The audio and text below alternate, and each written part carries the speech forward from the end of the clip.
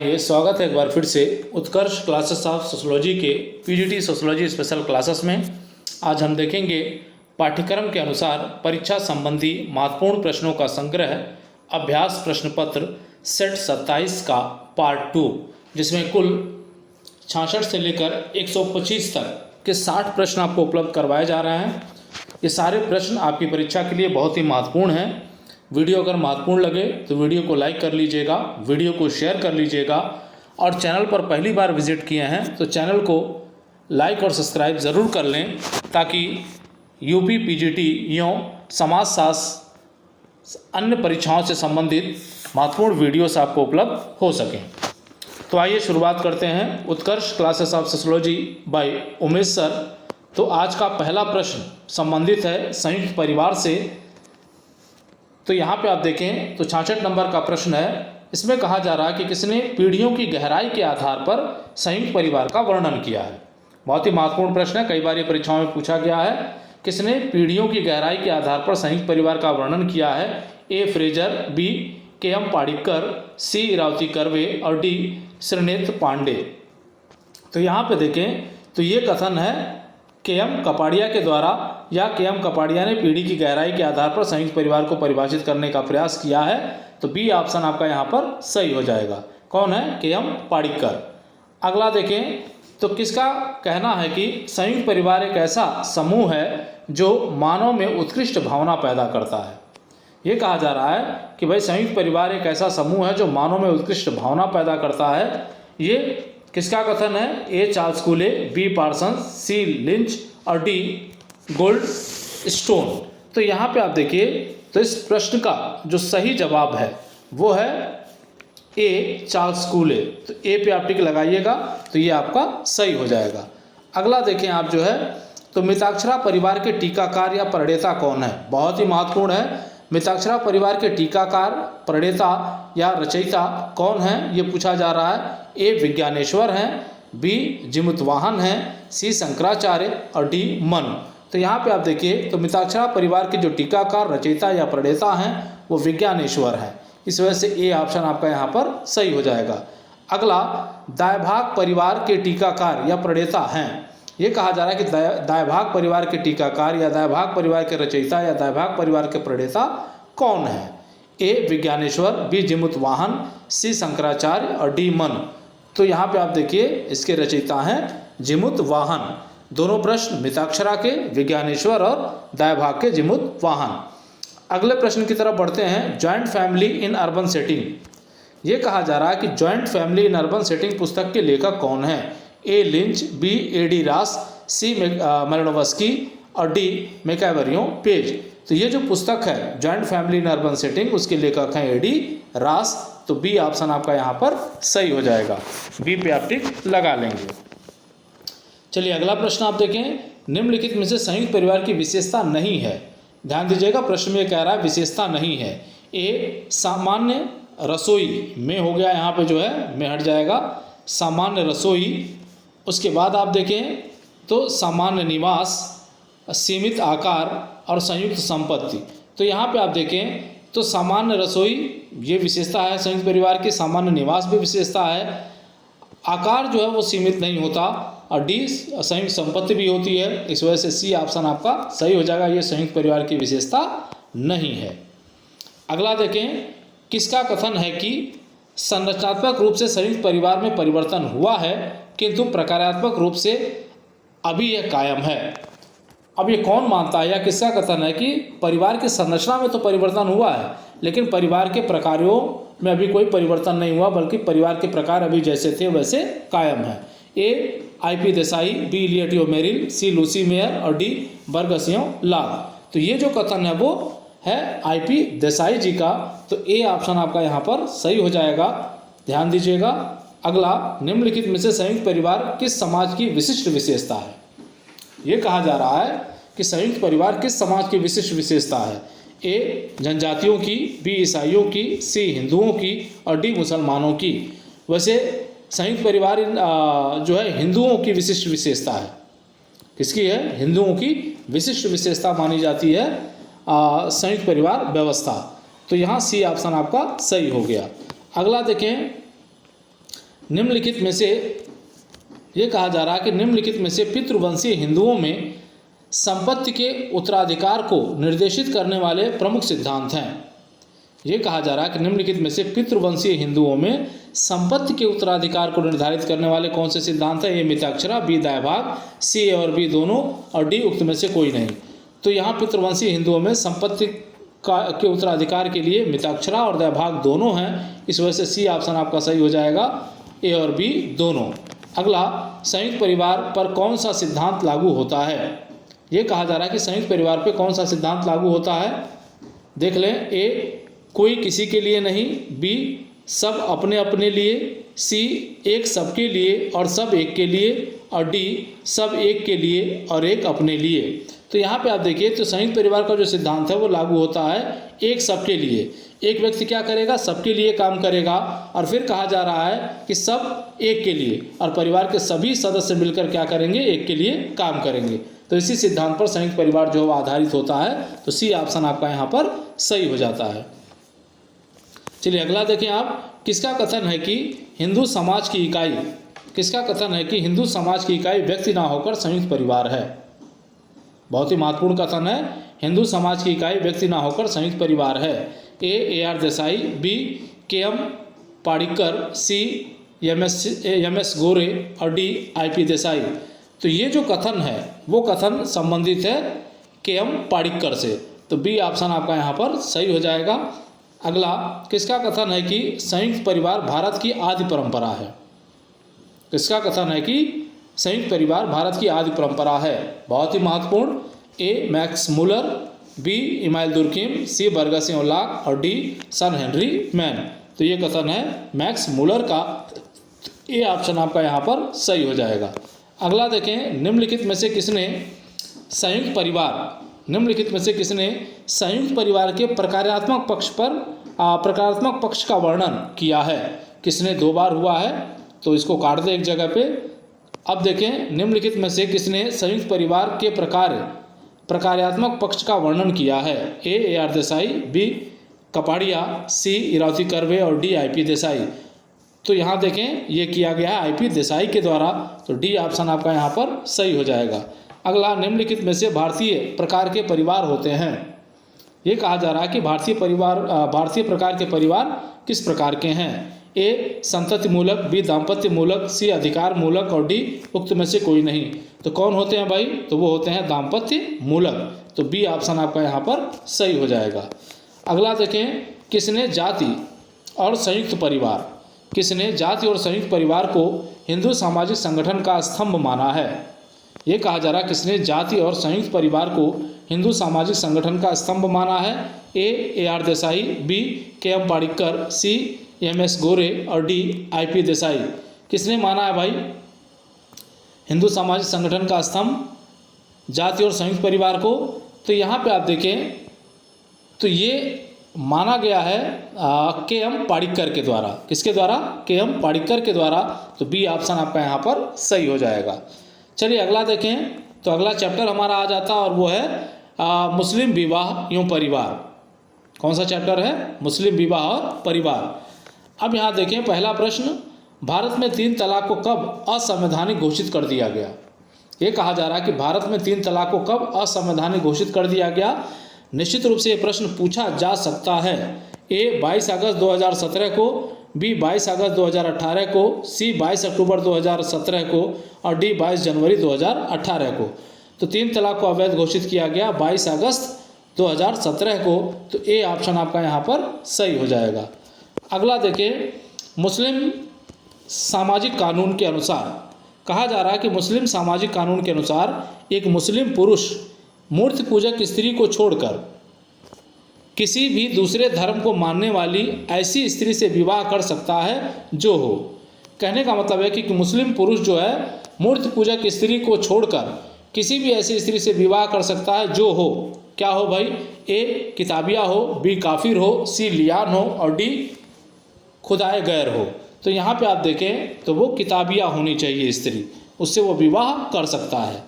अगला देखें, मुस्लिम परिवार की प्रमुख समाजशास्त्रीय समस्या है।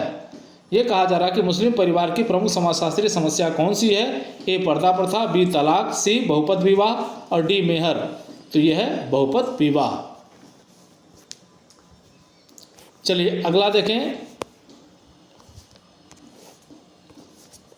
मुस्लिम विवाह के 4 स्वरूप हैं।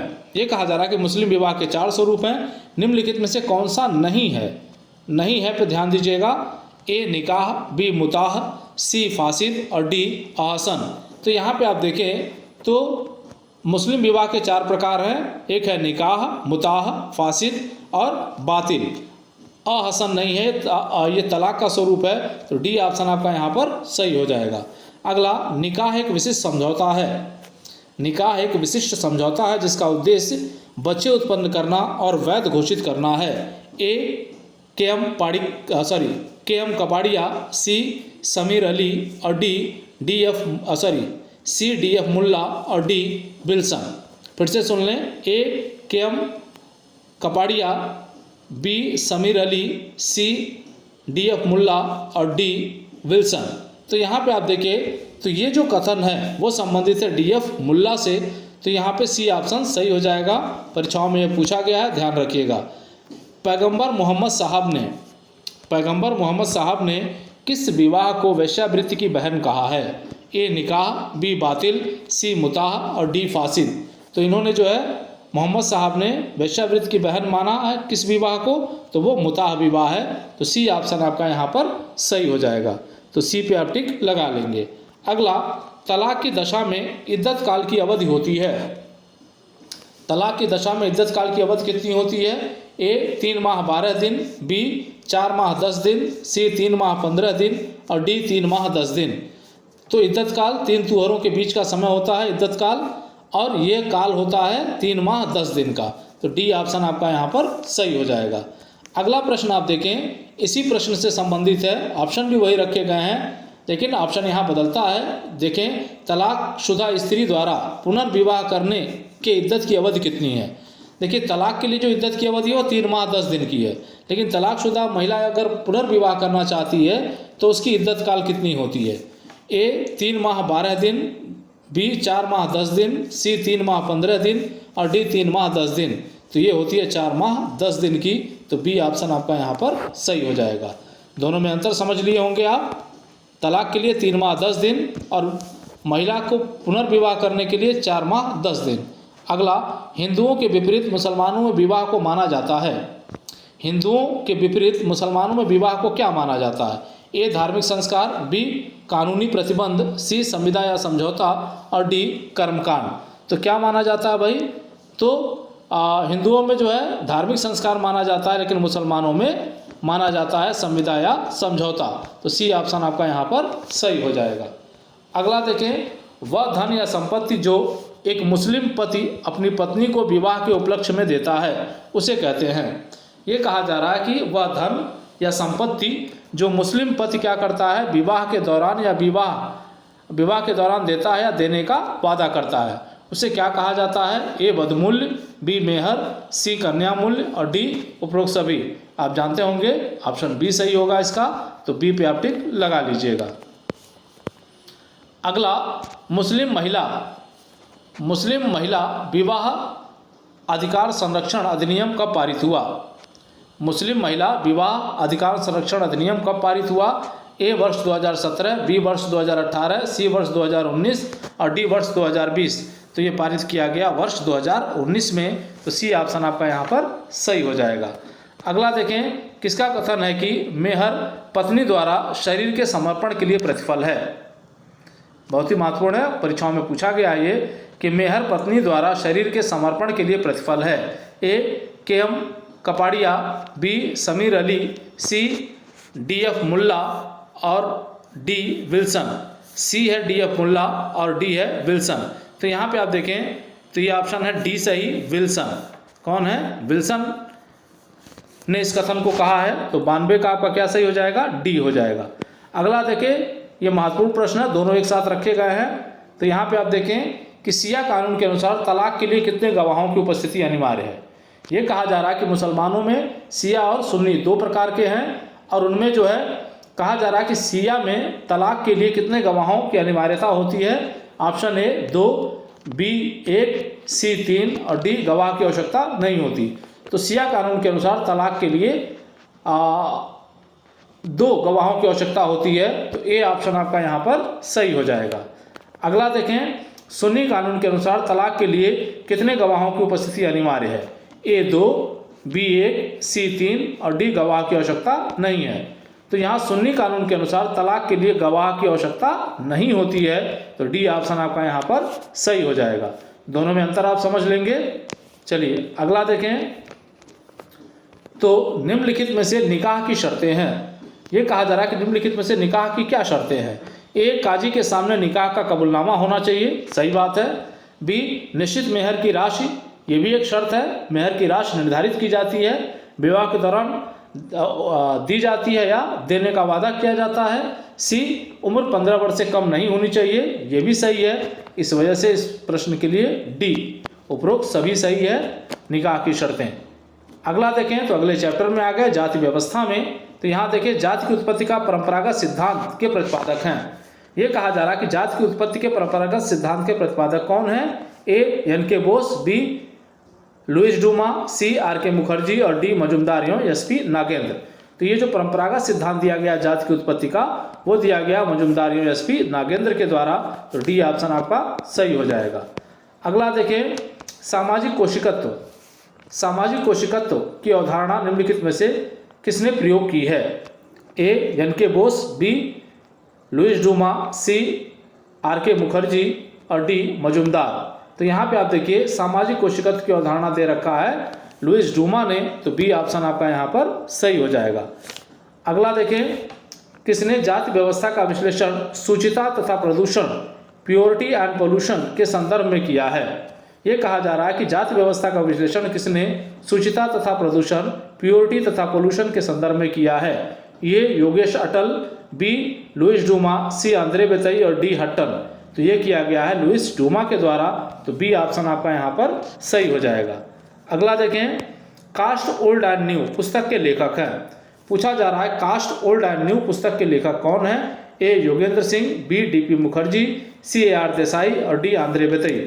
बहुत ही महत्वपूर्ण प्रश्न है, अक्सर परीक्षाओं में पूछा जाता है और इसके लेखक हैं आंद्रे बेतई। तो डी ऑप्शन आपका यहाँ पर सही हो जाएगा। अगला, प्रदूषण के लिए सम्मान की अवधारणा के प्रवर्तक हैं। बहुत ही महत्वपूर्ण पूछा जाता है अक्सर, प्रदूषण के लिए सम्मान की अवधारणा के प्रवर्तक हैं। A, Irawati Karve, B, S C. Dube, C, Michael Young और डी, लुइस डूमा। तो प्रदूषण के लिए सम्मान की बात करते हैं एस.सी. दुबे। तो बी ऑप्शन आपका यहाँ पर सही हो जाएगा। अगला देखें, मैक्स वेबर ने भारतीय जाति की विशेषता बताई है। ये कहा जा रहा है कि मैक्स वेबर ने भारतीय जाति की क्या विशेषता बताई है? ए, निर्जातीय समूह है, बी, एक समुदाय है, सी, एक बंद परिस्थिति समूह है और डी, हिंदुओं का एक संचय है। तो मैक्स वेबर ने भारतीय जाति व्यवस्था को एक बंद परिस्थिति समूह के रूप में व्यक्त किया है। इस वजह से सी ऑप्शन आपका यहाँ पर सही हो जाता है। महत्वपूर्ण है, अक्सर परीक्षाओं में पूछा जाता है। किसने कहा जाति एक मनोवैज्ञानिक प्रघटना है जो हिंदू मस्तिष्क में गहराई से बैठ गई है? बहुत ही महत्वपूर्ण, अक्सर परीक्षाओं में पूछा जाता है। जाति एक मनोवैज्ञानिक प्रघटना है जो हिंदू मस्तिष्क में गहराई में बैठ गई है। ए, इरावती कर्वे, बी, लिंच, सी, माइकल यंग और डी, लुइस डूमा। तो ये जो है कथन है लुइस डूमा जी का। तो डी ऑप्शन आपका यहाँ पर सही हो जाएगा। अगला देखें, किसके अनुसार जाति एक अंतःविवाही समूह है? किसके अनुसार जाति एक अंतःविवाही समूह है और साथ ही साथ विस्तृत नातेदारी समूह है? फिर से सुन लें, जाति एक अंतःविवाही समूह के साथ साथ विस्तृत नातेदारी समूह है। ये कथन किसका है? ए, इरावती कर्वे, बी, अबे डुबाय, सी, जी.एस. घुरिये और डी, नरोदेश्वर प्रसाद।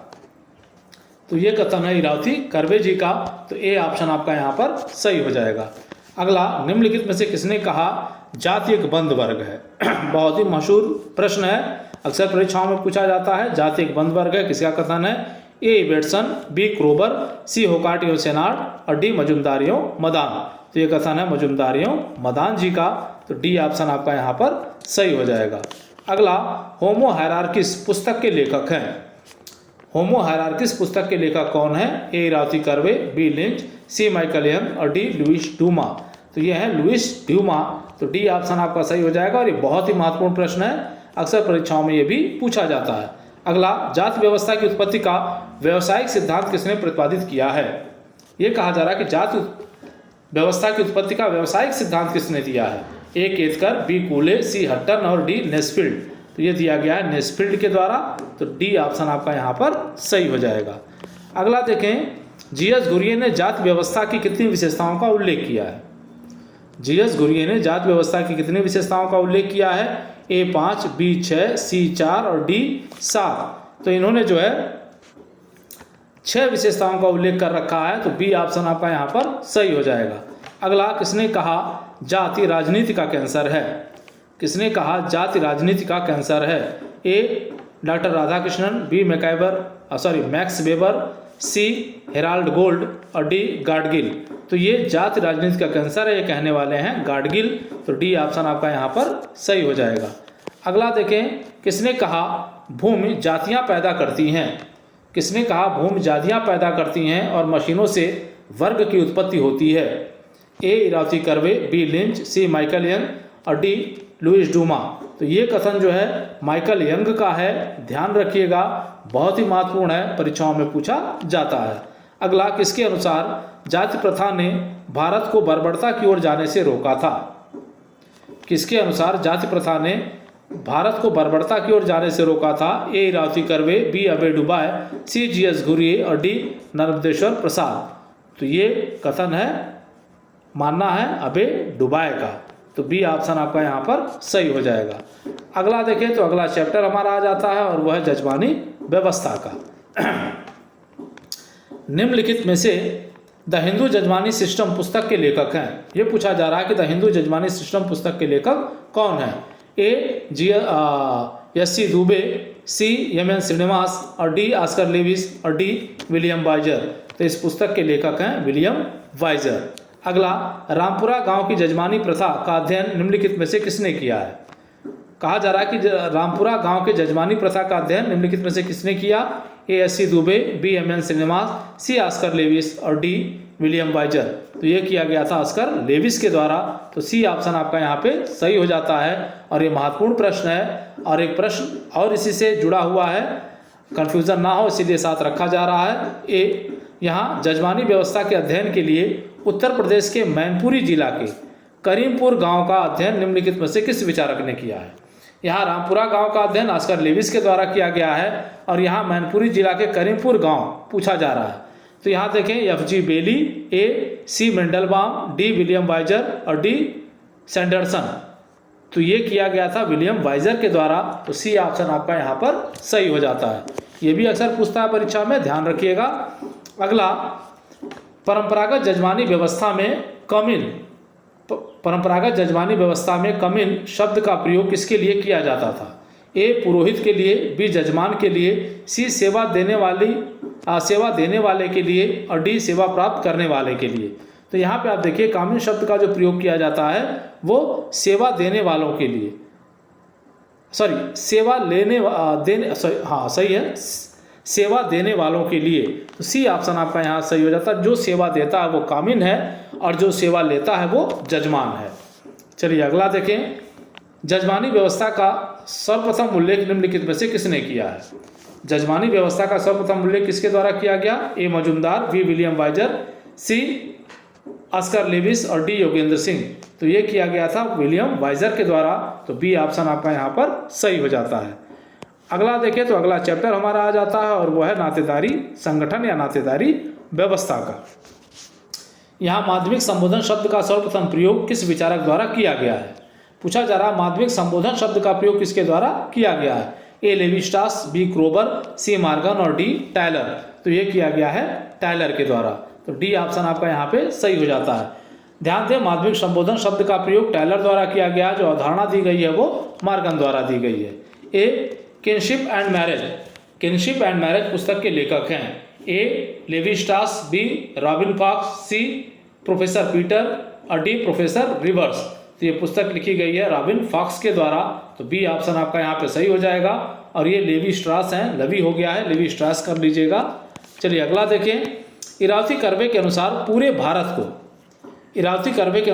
भारत को कितने प्रमुख सांस्कृतिक क्षेत्रों में बांटा जा सकता है? ए 6, बी 5, सी 3, डी 4। तो ये 118 का है डी 4 भागों में बांटकर इन्होंने नातेदारी व्यवस्था का अध्ययन करने का प्रयास किया है। अगला, वर्गात्मक एवं विवरणात्मक नातेदारी की अवधारणा किसने दी है? वर्गात्मक एवं विवरणात्मक नातेदारी की अवधारणा किसने दी है? ए मॉर्गन, बी फ्रेजर, सी रिवर्स और डी मजुमदार। तो ये दिया गया है मॉर्गन के द्वारा, तो ए ऑप्शन आपका यहाँ पर सही हो जाएगा, 119 का ए। चलिए अगले प्रश्न पे बढ़ते हैं। मर्डाक ने निम्नलिखित में से प्राथमिक नातेदारों की संख्या बताई है। ये कहा जा रहा है कि मर्डाक ने प्राथमिक नातेदारों की संख्या कितनी बताई है? ए 8, बी 7, सी 9 और डी 6। तो इनके द्वारा प्राथमिक नातेदारों की संख्या बताई गई है 8, तो ए ऑप्शन आपका यहाँ पर सही हो जाएगा। अगला, कई गोत्र मिलकर निम्नलिखित में से क्या निर्माण करते हैं? कई गोत्र मिलकर या कई गोत्र जब आपस में मिलते हैं तो क्या बनता है? ए गोत्र जिसको हम क्लेन कहते हैं, बी फ्रेटरी, सी मोएटी और डी टोटम। तो गोत्र, फ्रेटरी, मोएटी और टोटम। तो यहाँ पे आप देखिए कई गोत्र मिलकर फ्रेटरी का निर्माण करते हैं, तो बी ऑप्शन आपका यहाँ पर सही हो जाता है, महत्वपूर्ण है, कई बार परीक्षाओं में ये पूछा गया है। अगला, निम्नलिखित में से किस विचारक ने अफ्रीका की नातेदारी प्रणाली पर प्रकाश डाला है? ये पूछा जा रहा है किस विचारक ने अफ्रीका की नातेदारी प्रणाली पर प्रकाश डाला है? ए इरावती कर्वे, बी रेटक्लिफ ब्राउन, सी बर्नवास्की और डी डॉक्टर कपाडिया। तो ये अफ्रीका नातेदारी प्रणाली की बात करता है रेटक्लिफ ब्राउन, तो बी ऑप्शन आपका यहाँ पर सही हो जाता है। अगला, परिहार की अवधारणा का उल्लेख निम्नलिखित में से किस विचारक द्वारा किया गया है? परिहार की अवधारणा का उल्लेख पूछा जा रहा है। ए लेवी स्ट्रास, बी क्रोबर, सी मॉर्गन और डी टायलर। तो परिहार की बात कौन करता है? तो वो करता है टायलर। तो डी ऑप्शन आपका यहाँ पे सही हो जाता है, बहुत ही महत्वपूर्ण है, ध्यान रखिएगा। अगला देखें, तो अगला है हमारा सामाजिक रूप से मान्यता प्राप्त संबंधों की व्यवस्था कहलाती है। ये कहा जा रहा है कि सामाजिक रूप से मान्यता प्राप्त संबंधों की व्यवस्था क्या कहलाती है? ए व्यक्तिगत संबंध, बी नातेदारी, सी नातेदारी संज्ञाएं और डी उपरोक्त सभी। तो ये कहा जाता है नातेदारी, तो बी ऑप्शन आपका यहाँ पर सही हो जाएगा। अगला, निम्नलिखित में से किसने लिखा है कि नातेदारी व्यक्ति की द्वितीय रक्षा पंक्ति है? निम्नलिखित में से किसने लिखा है कि नातेदारी व्यक्ति की द्वितीय रक्षा पंक्ति है? बहुत ही महत्वपूर्ण कथन है। ए डॉक्टर रिवर्स, बी क्रचफील्ड, सी मर्डाक और डी फ्रेजर। तो ये कथन नातेदारी व्यक्ति की द्वितीय रक्षा पंक्ति है, मर्डाक का कथन है, तो सी ऑप्शन आपका यहाँ पर सही हो जाता है। और ये पार्ट 1 और पार्ट 2 से संबंधित जो उत्तर है वो आपको यहाँ पे उपलब्ध करवाए जा रहे हैं। उम्मीद करते हैं ये सारे प्रश्न आपकी परीक्षा के लिए उपयोगी साबित होंगे। वीडियो अगर पसंद आए, उपयोगी लगे तो वीडियो को लाइक करिएगा, शेयर करिएगा और चैनल को सब्सक्राइब ज़रूर कर लीजिएगा। जय